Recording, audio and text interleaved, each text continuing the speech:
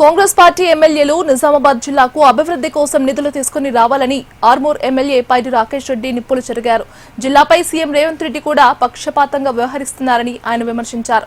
అయితే జిల్లాను ఇప్పటికైనా అభివృద్ధి చేయాలని, ఒకవేళ అభివృద్ధి చేసి ఉంటే నాయకులు శ్వేతపత్రం విడుదల చేయాలని అంటున్న ఆర్మూర్ ఎమ్మెల్యే పైడి రాజేష్ రెడ్డితో మా ప్రతినిధి Anand Paul face to face.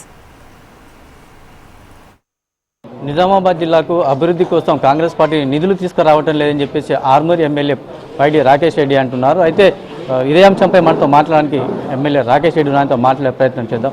Sir చెప్పండి, అయితే కాంగ్రెస్ పార్టీ ఎన్నికల ముందు ఇచ్చిన హామీలు అమలు చేస్తున్న విడతల వారిగా ఓర్వలేకని ఇట్లా అంటున్నారని చెప్పి అంటున్నారు. దానిపై మీరు ఏమంటారు?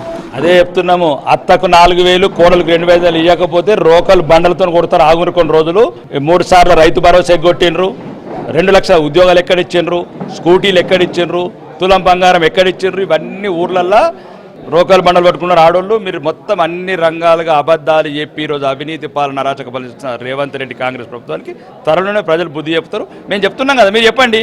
అత్తకు 4,000 ఎక్కడిచ్చిండు, 2,000 కోడలకి ఎక్కడిచ్చిండు చెప్పాను కదా రేవంత్ రెడ్డిని. కాకపోతే మహేష్ కుమార్ కూడా చెప్పాను, మరి ఆయన వాళ్ళకి ఇచ్చిన వాళ్ళ ఊర్లే. కాబట్టి ఇది అన్ని రంగాలుగా విఫలమైన ప్రభుత్వము.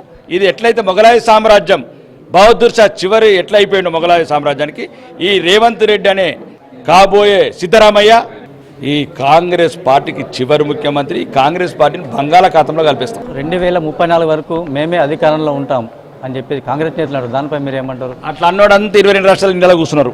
ఈ 23వ రాష్ట్రం దీన్ని కూడా త్వరలోనే భారత మాత పాదాల చెంత తెలంగాణలో అఖండ విజయం సాధించి ఈ కమలాన్ని, ఈ తెలంగాణ విజయాన్ని భారతమాత పాదాల దగ్గర పెడతాం.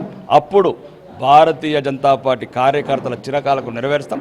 పగటి కళలు కనద్దని మాత్రం చెప్తున్నారు రేవంత్ రెడ్డి. జిల్లాకు కోట్ల రూపాయల నిధులు తీసుకొచ్చి అభివృద్ధి చేస్తున్నామంటున్నారు. అయితే ఉమ్మడి నిజామాబాద్ జిల్లా వ్యాప్తంగా చూస్తే 9 అసెంబ్లీ స్థానాలు, ఈ 9 అసెంబ్లీ స్థానాల్లో కూడా నిధులు భారీగా కేటాయించి అభివృద్ధి పనులు చేస్తున్నామంటున్నారు. ప్రభుత్వం అయినది కదా, నేను చెప్తున్నా కదా, శ్వేతపత్రం డిమాండ్ చేయమని. ఎన్ని నిధులు తీసుకొచ్చారు? కొడంగల్కి ఎన్ని కొనవేరు? కొడంగల్కి 2,000 కోట్లు కొనవేంటి? ఎన్ని తీసుకొచ్చారు? నాది కాకపోతే నీ భీమ్గల్కి ఎన్ని తీసుకొచ్చినా చెప్పు. నేను లెక్కలతో సహా చెప్తున్నా. అసెంబ్లీలో అడిగాను, నా దగ్గర విత్ మెమోస్తో సహా ఉన్నాయి జీవోలు ఏమేమి కొనవేరని. ఖాళీ స్కానింగ్ మిషన్ ఇస్తలేరు హాస్పిటల్లో. కాబట్టి ఇవన్నీ చౌకబారు మాటలద్దు. ఏదో మీడియాకి అధికార పార్టీ ఉన్నాం కదా అనుకోకుండా కొనుక్కుంటే వచ్చిన పదవులు కదా అవిట మాట్లాడకండి.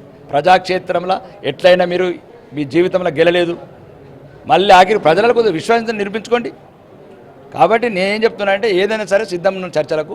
ఎటువంటి ఫండ్స్ లేవు, కాంట్రాక్టర్ డబ్బులు లేవు. చిన్న అంటే ఒక 5 లక్షల రోడ్ వేసేవాళ్ళు నిజామాబాద్ జిల్లాలో. నిజామాబాద్ జిల్లా అంటే ఈరోజు ఒక సవతి తల్లి ప్రేమ చూపిస్తున్న ఈ అనుముల రేవంత్ రెడ్డికి కనీసం అడిగినంత ధైర్యం లేదు. వీళ్ళకు అడిగినంత ధైర్యం లేదు. ఏమున్నది? నిజాం షుగర్ ఫ్యాక్టరీ లేదు, నిజాం సాగర్ ఆధునీకరణ ఎప్పుడో 100 సంవత్సరాల కింద కానీ నిజాం సాగర్ కాలువలు ఊడిపోయినాయి, డిస్ట్రిబ్యూషన్ కెనాల్ ఊడిపోయినాయి, లైనింగ్స్ లేవు. ఇవన్నీ సుమారు ఒక 2,000 కోట్లు. మిగతా జిల్లాలకు 1,000 కోట్లు కూడా పోతున్నారు. అద్దామా జిల్లా కూడా ముఖ్యమే కదా. మీ పదవుల కన్నా నా పదవుల కన్నా జిల్లా తల్లి ముఖ్యం కదా. నిజామాబాద్ జిల్లా తల్లి.